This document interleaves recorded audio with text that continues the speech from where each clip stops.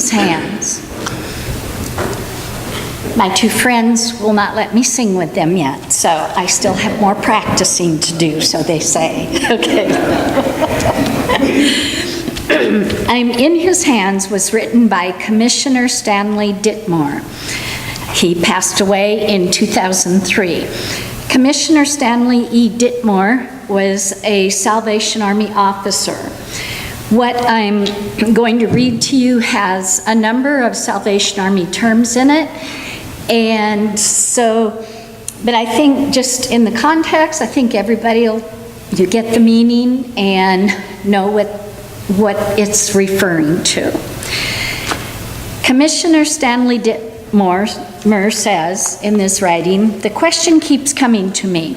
What were the circumstances behind the writing of my song, I'm in his hands? Apparently, several versions have been given.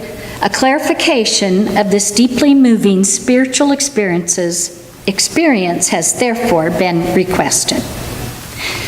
Commissioner Ditmore says, during the time I was stationed at the School for Officers Training in New York City, I was with a brigade of cadets on a 10-day campaign in April 1956 when I was summoned to Philadelphia, where my brother was seriously ill.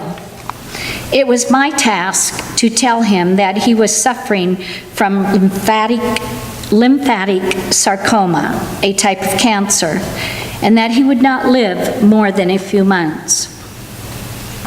1 month later, I too was on a bed of illness. I was confined to the training school, losing weight rapidly. The doctors were unable to diagnose the cause. It was a time of uncertainty and great concern. It was during this period that I'm in his hands was born. It was not written, it simply evolved at the piano keyboard one morning. That same afternoon, I wrote the first verse, and the song was laid aside and forgotten. 6 months later, much had changed. My illness had been diagnosed. I was better, my brother was alive, and my wife and I were Corps officers. We were asked to sing a duet for our annual officers' retreat. The memory of the verse and chorus came to me. I found the copy and wrote what is now the third verse. After its introduction, the officers sang the chorus repeatedly. There were many requests for copies, so I wrote another verse and sent it to the Eastern War Cry, and thus it began its journey around the Army world.